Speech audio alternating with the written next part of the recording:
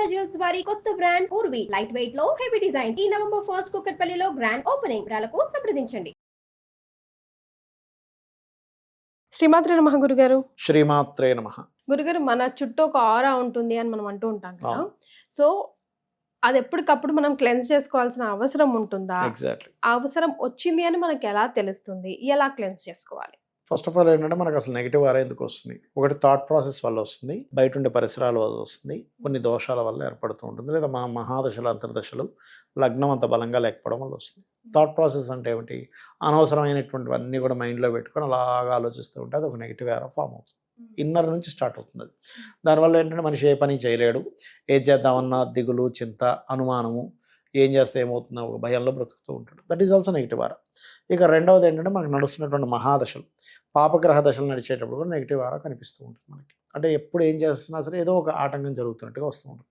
మూడోది ఏమిటి అంటే మనం ప్రవర్తించే ప్రవర్తన, మనం అందరి పట్ల ప్రవర్తించే ప్రవర్తన, ఆ వ్యక్తి మన వైపు చూడగానే మనం నెగిటివ్గా ప్రవర్తిస్తున్నాం, ప్రతి ఒక్కరిని తిట్టుకుంటూ లేకపోతే వాడి గురించి ఏదో చెప్తూ చేస్తూ ఉన్నాం. వీడు కనిపిస్తున్న అబ్బా వీడు ఎవడరా, వీడు పెద్ద దరిద్రుడు ఉన్నాడు అని వాడు అనుకున్నా అంటే నెగిటివ్ ఆరా ఫామ్ అవుతుంది. అబ్బా ఈయన వచ్చాడు, అబ్బా ఎంత మంచి వ్యక్తి, మనం అనుకుంటేనే ఎదుటి వాళ్ళు అనుకుంటేనే ఎదుటి వాళ్ళు అనుకుంటున్నారు, ఎందుకంటే మన ప్రవర్తన వల్లే అనుకుంటారు కదా.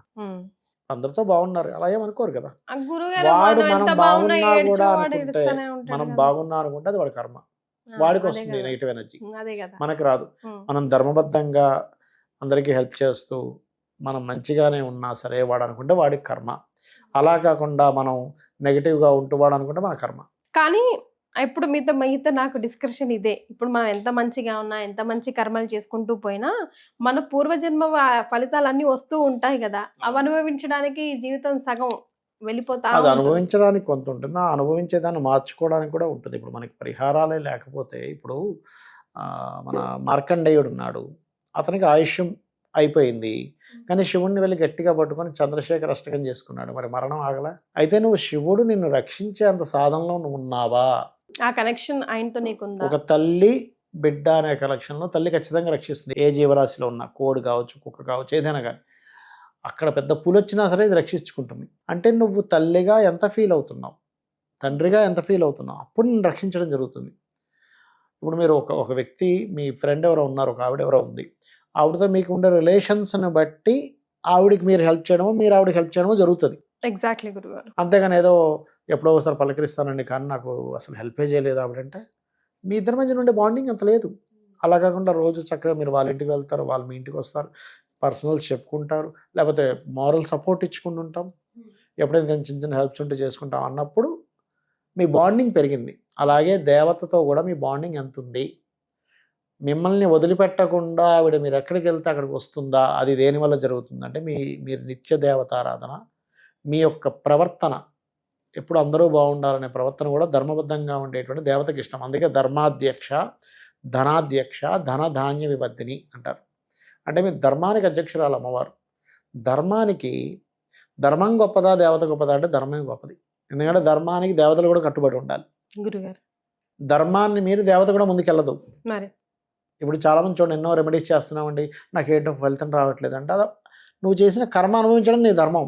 అక్కడ ఇంక అనుభవింపజేసేదాన్ని మార్చే అంతగా నువ్వు దేవతను ఆరాధించగలిగితే అప్పుడు మారుస్తుంది. సో నీ చేతిలోనే ఉందంటారు. నీ చేతిలోనే ఉంది. ఒక వ్యక్తి శిక్ష పడింది, జైల్లో ఉన్నాడు, కానీ ఆయన సత్ప్రవర్తన చేత విడుదల చేయబడతాడు.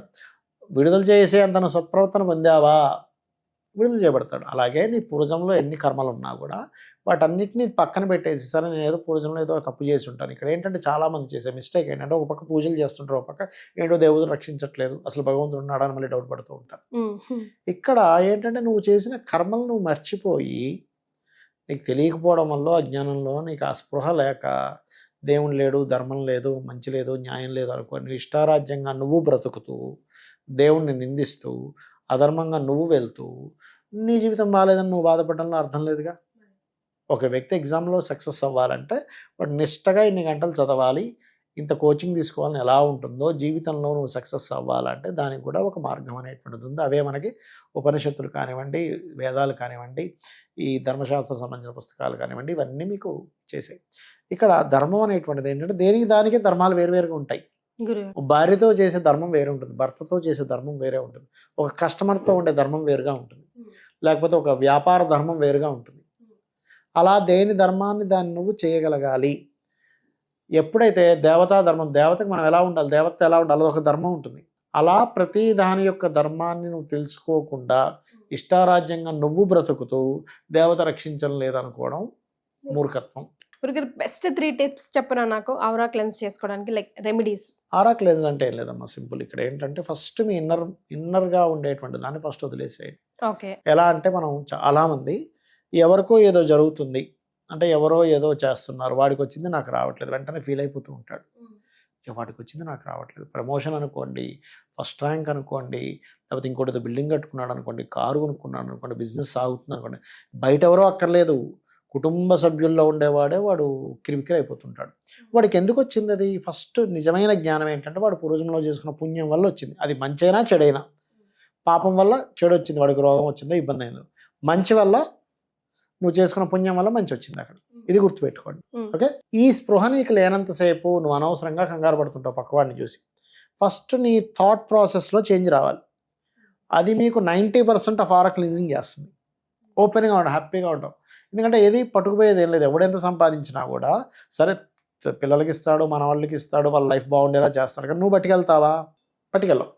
అలానే నీకు శాస్త్రం ఎక్కడా కూడా సంపాదించొద్దని చెప్పలే. వేదం నిన్ను సంపాదించమని చెప్పింది, ధర్మబద్ధంగా సంపాదించమని చెప్పింది.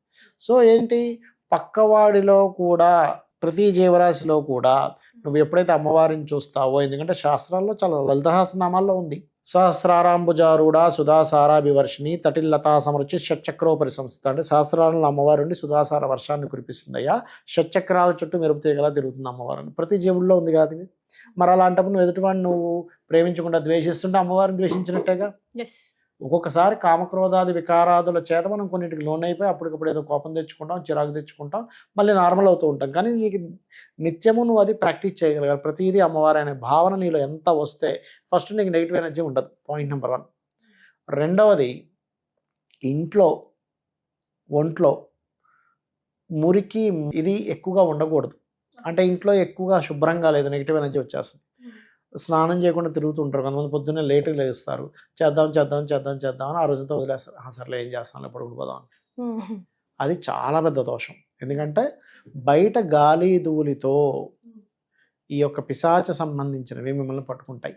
ఇది ట్రూ. ఇది మీ కంటికి కనబడినంత మాత్రాన అది అసత్యం అయిపోదు, అది సత్యం. ఎందుకంటే మన శాస్త్రాలు చెప్పాయి. మూడవది, ఇవాళ రేపు బయట మార్కెట్లో పెరిగిపోయింది ఏంటంటే షో ఆఫ్. మనకి ఎంత ఉందో షో ఆఫ్ చేస్తున్నాం. ఈ షో ఆఫే అవతల వాడు మిమ్మల్ని ఇంకో రకంగా అనుకోని దిష్టి. వీలైనంత మటుకు శాస్త్రంలో ఏం చెప్తారంటే నువ్వు షో ఆఫ్ చేయకు, సింపుల్గా ఉండు, సింపుల్ లివింగ్. ఎందుకంటే పక్కవాడు ఏడుస్తుంటాడు నీ మీద.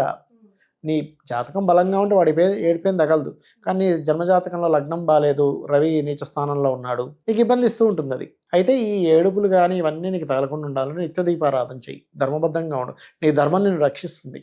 సో ధర్మో రక్షితో రక్షిత. ఎగ్జాక్ట్లీ. అయితే ఈ ధర్మం అన్ని విధానాలకి ఒక్కొక్క రకమైన ధర్మం ఉంటుంది అంటున్నాను నేను. ఒక బిజినెస్ పెట్టాము, ఒక ఇడ్లీలే అమ్ముతున్నాము, ఆ ఇడ్లీ సరైనటువంటి మంచి ఇడ్లీ ఇస్తే అదే ధర్మం. అంతే కదా, వాడి ధర్మం అదే కదా. నీకు ఇంకోటి ఏంటంటే మోక్షం రావాలంటాం కదా, మోక్షం రావడానికి మనం దేవతారాధన చేస్తాము, భగవంతుని పట్టుకుంటాం. కానీ జీఓడి గాడ్ కంటే జీవైడి పట్టుకోవాలి. జీ అంటే జ్ఞానం రావాలి, వై అంటే వైరాగ్యం ఉండాలి, డి అంటే ధర్మంగా బ్రతకాలి. జ్ఞానము వైరాగ్యం ధర్మం చేత మోక్షం వస్తుంది, కానీ కేవలం ఏదో పూజలు పునస్కారాలు చేస్తే కాదు. ఎందుకంటే ఈ మూడిటి రూపాల్లో భగవంతుడు ఉన్నాడు కాబట్టి ఇది అసలైన భగవంతుడు. జ్ఞానము వైరాగ్యం ధర్మమే అసలైన భగవంతుడు. సో మన డే టు డే లైఫ్లో ఇవన్నీ పాటించే ప్రయత్నం చేద్దాం, ఎందుకు లైఫ్ మంచిగా ఉండదో చూద్దాం. అంతే కదా గురుగారు. శ్రీమాత్రే నమః. శ్రీమాత్రే నమః.